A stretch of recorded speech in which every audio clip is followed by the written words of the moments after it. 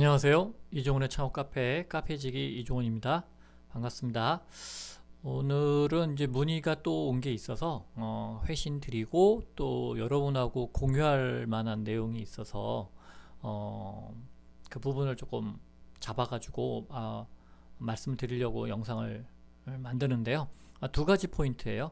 여기 제목에서 보이는 바와 같이 이 창업자의 나이가 많은 경우, 그 다음에 이제 무슨 어떤 합성물, 뭐 조형물, 조성물, 뭐 해서 뭔가 이렇게 기계적으로, 화학적으로 결합이 되어 있는 그런 어떤 물질을 개발을 하셨을 경우에는 이 구체적인 어떤 뭐랄까 특허성, 그 다음에 내가 보유하고 있다라고 하는 부분을 명확하게 증명을 못 하시면 탈락하는 경우가 대부분이에요. 그래서 그런 과거의 사례들도 함께 좀 말씀을 드려보려고 오늘 영상을 만듭니다.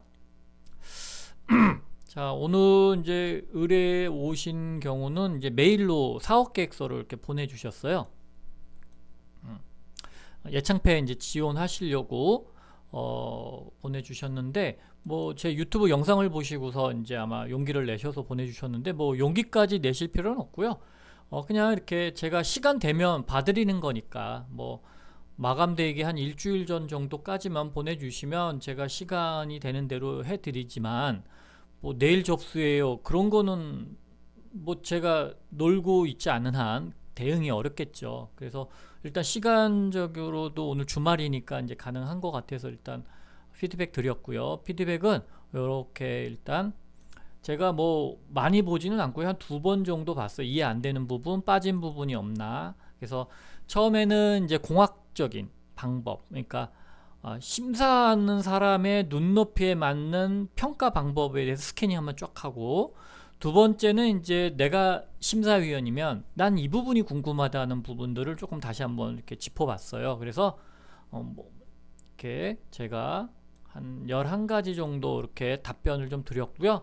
중요한 부분들은 제가 다 가려놨어요. 뭐 연락처라든가 뭐 성함이라든가 아이템들이 좀 나와야 되는 부분들은 그분의 어떤 아이템을 보호해 드려야 되니까 제가 다 가렸고요. 일단 이렇게 피드백을 드렸어요.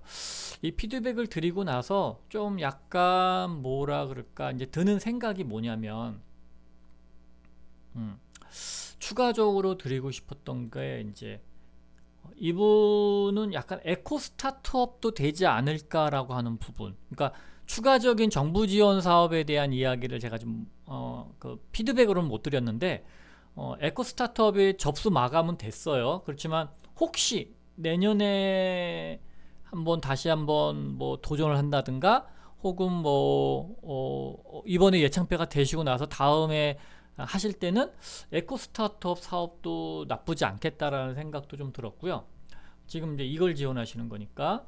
그 다음에 이제 아직 공고가 안 난 창업 중심 대학도 한번 도전해 보실 만하다. 조금 더 이제 준비를 좀 하셔야겠죠. 그 다음에 또 생각을 좀 바꿔보면 이분이 소상공인도 해당이 되세요. 금액이 그렇게 크게 원하지 않으신다면. 그래서 소상공인에 해당되는 신사업 창업 사관학교도 한번 지원해 보시면 어떨까. 이분이 만드시려고 하는 부분이 돈 이렇게 많이 들어가는 부분은 아니에요. 그래서 그렇게 보시면 어떨까라는 부분이 좀 들었고, 만약에 이제 사업자를 내시고서 폐업한 사실이 있다면 재도전도 되겠죠. 그래서 이 창업자분한테 피드백을 드리고 싶은 건, 예창패 일반을 지금 하고 계시는데 창업중심대학 예비도 좋고 소상공인 신사업도 좋다. 그 다음에 에코 스타트업도 좀 좋고, 그 다음에 만약에 나중에 이제 사업자를 내셨던 어떤 경험이 있으시거나 그러시면, 혹은 뭐 다음에 폐업 사실이 있다면 재도전도 좋고요. 그 다음에 이제 이분이 접근하시는 게 이제 한옥이시거든요. 그 한옥에 대한 부분을 조금 뭐라 그럴까, 조금 이렇게 비즈니스 모델을 좀 바꾸면 관광 벤처도 좀 나쁘지 않을 것 같아요. 왜냐면 한옥이라는 건 우리나라밖에 없는 주거 형태잖아요. 물론 뭐 일본의 가옥이 있고 중국의 가옥이 있지만, 그건 뭐 중국과 일본의 문화고 한국의 문화는 한국에밖에 없는 거잖아요. 그러니까 글로벌적으로도 저는 관광벤처로도 나쁘지 않겠다. 그래서 제가 예전에 그 관서지방, 간사이, 일본의 간사이 지방을 여행을 할 때 고베를 갔었던 게 기억이 나고, 고베에 히메지라고 하는 도시가 있어요. 거기에 보면 성이 있죠. 히메지 성, 하얀 성. 물론 뭐 일본 성들이 대부분 허옇긴 하지만 그 히메지 성을 제가 2번 갔습니다. 첫 번째는 처음 가서 그냥 히메지에 그러니까 히메지가 있는 성 그냥 그걸 구경했고요. 2번째 갔을 때는 히메지를 복원하는 그 과정 중에 갔기 때문에 조금 당황스러웠어요. 근데 이제 입구에 가니까 야, 너 히메지가 어떻게 그 만들어졌는지 구경할래? 면서 입장료 내. 그러면 너 이거 뜯어 고치는 거, 보수하는 거 볼 수 있어 해서 제가 이건 또 보기 힘들잖아. 왜냐면 히메지성을 뜯었다가 복원하는 게 뭐 100년에 한 번, 뭐 몇백 년에 한 번 있을까 말까 하다고 하니까 다음에는 제가 없을 때, 제가 죽고 나서 또 복원할 거 아니에요. 뭔가가 이제 문제가 있으면. 그러니까 이거는 누구나 쉽게 경험할 수 없는 거죠. 그래서 제가 그때 2만 원인가 3만 원인가 되게 좀 5만 원인가 하여튼 일본은 입장료가 좀 비싸니까 그걸 내고 히메지 성을 다 뜯은 모습, 뭐 복원하는 모습, 이거를 막 구경을 했었어요. 그래서 저는 이 한옥을 만드는 과정이라든가 한옥을 복원하는 과정, 그래서 한국 사람들이 사는 한옥을 어떻게 생겼는지 세계의 그 K컬처에 관심 있는 분들이 많단 말이에요. 그래서 그분들한테 보여줄 수 있는 것도 상품으로 만들면 너무 좋겠다. 그러면 관광 벤처도 되고요. 그 다음에 이게 뭐 안동이라든가 이런 데는 한옥촌이 있잖아요. 우리나라도 뭐 북촌이 한옥이 있듯이. 그래서 지역의 어떤 컨텐츠화 시키면 로컬 크리에이터 사업도 충분히 가능해요. 그래서 요 부분은 제가 그분한테 이제 피드백을 못 드렸기 때문에 제 영상을 보시는 분이니까 아마 요걸 추가적으로 좀 보셔서 이렇게 다양하게 지원도 할 수 있겠구나 라고 생각을 좀 하셨으면 좋을 것 같고요. 제가 오늘 이제 문제로 삼고 싶었던 게 뭐냐면, 이제 우리 창업자분인데, 제가 이제 여기에 뭐라고 썼냐면, 나이 문제를 제가 언급을 했어요. 이 창업자분이 약간의 느낌, 제가 연세가 어느 정도인지 모르겠어요. 다만 이제 느낌상 50대 후반, 중후반에서 60대로 넘어가신 분이 아닐까? 뭐 70대까지는 아니신 것 같고 잘 모르겠지만, 여러분들이 이제 예창패 지원하실 때 제가 뭐라고 말씀을 드렸냐면, 창업자와 아이템이 중요하다. 근데 이분은 이 한옥에 관련된 전문가시고 또 한옥에 관련된 아이템이기 때문에 이게 맞아요.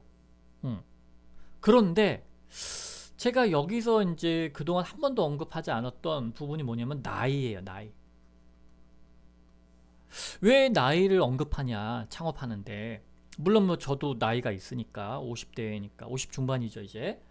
그럼 뭐 너는 안 늙냐라고 이제 우리 창업자분들이거나 많은 분들이 이제 이의 제기하실 수 있는데, 여러분이 이제 이 창업 예창패 사업의 근원이랄까? 오리진을 좀 아셔야 돼요. 이게 청년들을 위해서 만든 프로그램이었어요. 애초에는. 그런데 EJ가 들어온 거죠. 작년에서. 야, 뭐 나이 먹은 게 죄냐? 이러면서 청년 프로그램에 작년이 들어온 거예요. 그러다 보니까 청년들이 야, 우리를 때문에 만든 프로그램인데 우리가 작년들하고 경쟁하면 이게 경쟁이 되겠느냐. 작년들은 40세 이상이기 때문에 사회적 기반도 있고 그 다음에 어느 정도의 자산도 있기 때문에 청년들하고 게임이 안 된다.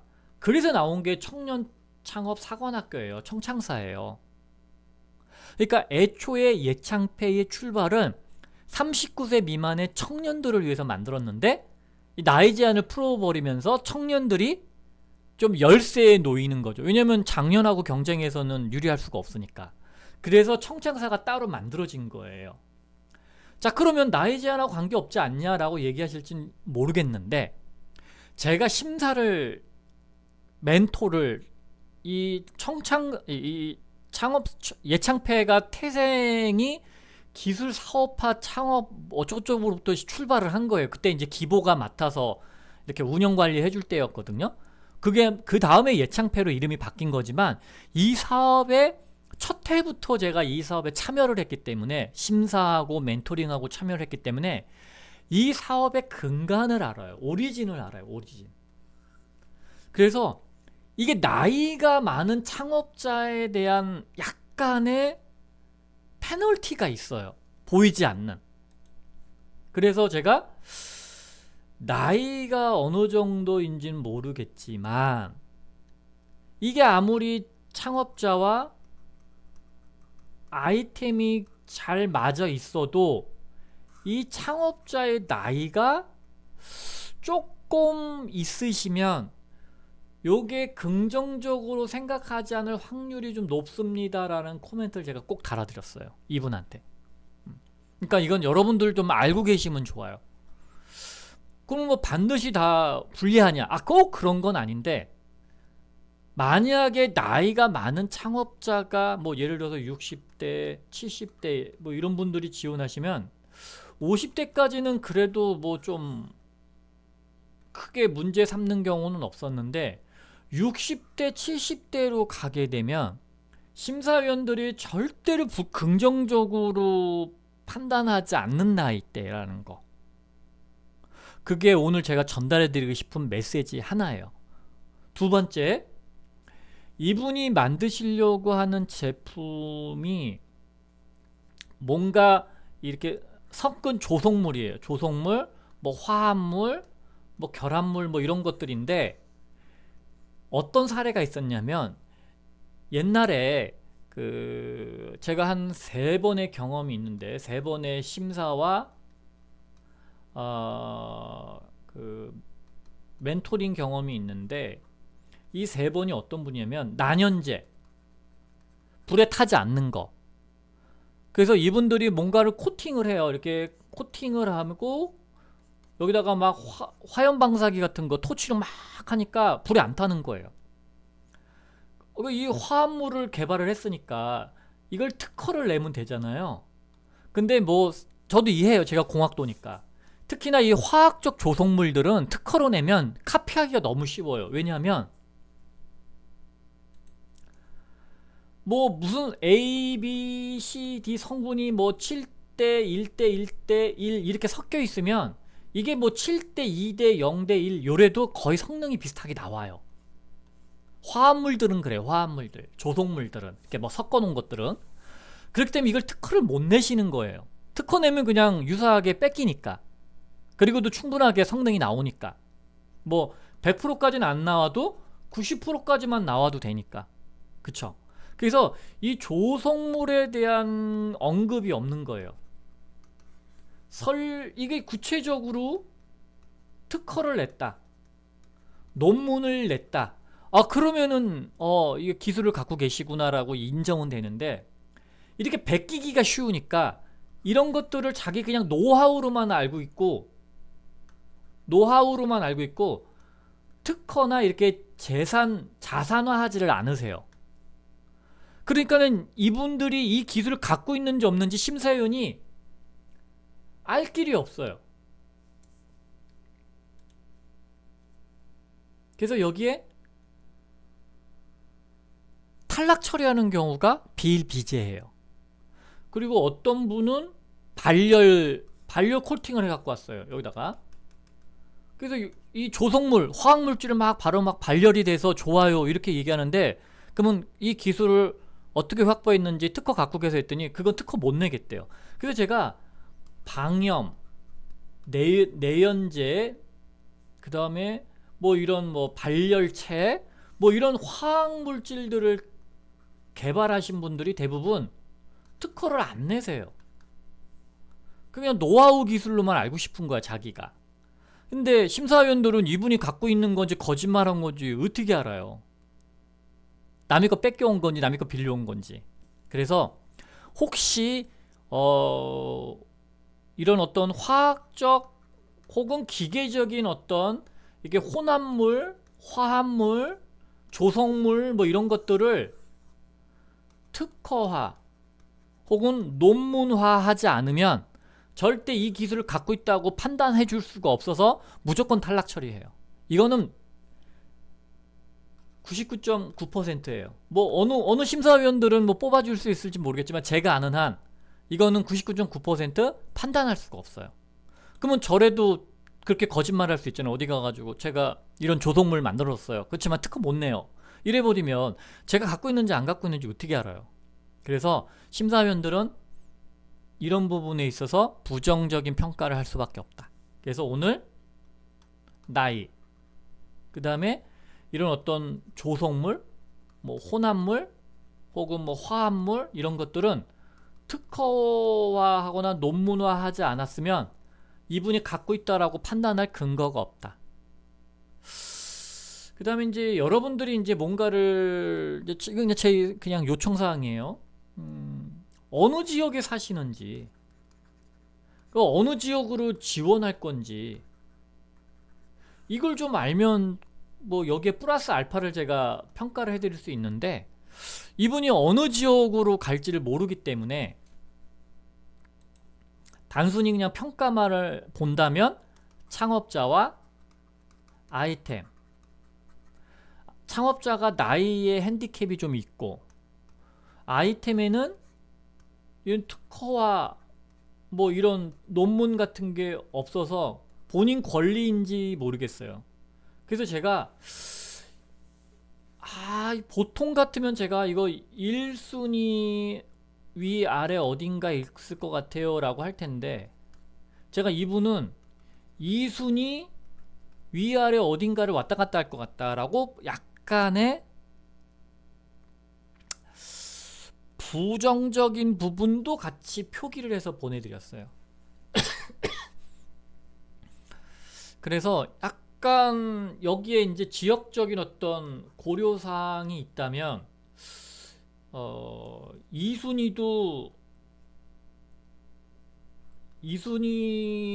어딘가에 계실 것 같은데 만약에 지역적 특색, 지역적인 어떤 뭐 쉽게 얘기하면 이제 지원하는 기관이 어디냐에 따라서 약간의 창업자들의 수준들이 막 다르잖아요. 이런 부분을 고려를 한다면 2순위까지는 가능할 수는 있겠으나 완벽하게 1순위로 넘어가기가 어려우세요 이분은 지금. 그래서 약간 뭔가를 좀 더 해야 되는 부분들은 존재하지만 그걸 뭐 이렇게 잔뜩 써놓을 수가 없으니까 영상을 제가 만들어서 이렇게 좀 이 보내드린 거에 대한 추가적인 설명을 그냥 영상으로 해드리는 거예요. 그래서 여러분들이 이 정부 지원 사업을 지원하실 때는 사업 계획서를 미리 쓰는 것도 좋아요. 이렇게 써갖고 보내주시면 더 좋죠. 근데 항상 제가 말씀드리지만 미리 여러분들의 상황을 좀 점검을 하고 점검, 그 다음에 어떻게 사업 계획서를 쓸 건지에 대한 또 이렇게 쓰고 나서 첨삭지도 이렇게 이런 단계를 거쳐가는 게 좋아요. 제가 지난번에도 사업 계획서 봐주세요 하시는 분 이거 하지 말고 저도 이거 돈 벌면 좋아요 35만원. 근데 그게 아니라 일단 본인의 상황을 알아야 되잖아요. 본인의 상황 먼저 점검하고 그 다음에 사업 계획서로 넘어가시라. 예창패가 3월 중순 접수인가요? 중순 마감인가요? 초순 마감인가요? 그러면 결정이 5월달에 난다니까 올해도 좀 늦게 나오겠네요. 그러면 청창사가 먼저 나올 거거나 혹은 창업중심대학이 먼저 끝날 수도 있고 그럼 올해 예창패도 후순위 찬스가 많을 수 있다. 전 그렇게 조금 예상이 돼요. 왜냐면 심사하는데 한 2달 플러스 알파거든요. 그러면 협약일이 5월 1일 정도 된다고 치면 3월 중순에 접수가 되면 4월 중순에 서류평가나 4월 말에 이제 결과가 될 거고 통지는 5월 초쯤에 아마 통보가 될 거거든요. 창업자들한테. 그럼 사업은 5월 1일터지만 보통 그러니까 협약일이 보통 그 5월 1일 뭐 4월 1일 요때예요. 그러니까는 빨리 하지 않으면 4월 1일 날 협약하기가 4월 1일자가 어려울 수도 있겠죠. 아무튼 저는 올해 예창패가 빠른 편은 아니기 때문에 왠지 작년처럼, 작년에 제가 알기로는 뭐 보통 3순위, 예비자 3순위가 되는 경우가 있는데 여기까지 잘 안 가요. 그런데 뭐 그래서 뭐 5순위나 4순위도 막 선정되고 막 그랬다는 얘기를 들었던 것 같아요, 제가. 그래서 제가 영상을 만들어줬던 것 같아요. 그러니까 앞에서 이미 선정되신 분들이 막 포기를 하니까 예창패를 포기하는 거죠. 그래서 올해 예창패는 많은 분들이 이 후순위에서 조금 도움받으실 수 있을 것 같아요. 후순위에서. 어쨌든 자, 그래서 여러분들 조금 대비를 좀 잘 하셔서 지원하셨으면 좋을 것 같습니다. 자, 또 여러분들 궁금하신 내용들은 메일로 보내주시면 제가 앞서 보여드린 정도로 이렇게 익명과 아이템 뭐 대략적으로만 얘기하지 구체적으로 얘기는 안 해드려요. 보를 하긴 하지만 이렇게 영상 만드는데 활용은 한다라는 거 알고 계셨으면 좋을 것 같습니다. 자, 오늘도 여러분들한테 도움이 되는 정보를 좀 저는 이제 만들어 드렸는데 어떻게 될런지 모르겠어요. 몇 분이나 도움이 될런지. 케이스가 좀 더 많으면 좋은데 제가 계속 영상 만들어서 올려드리겠습니다. 네, 오늘 감사합니다.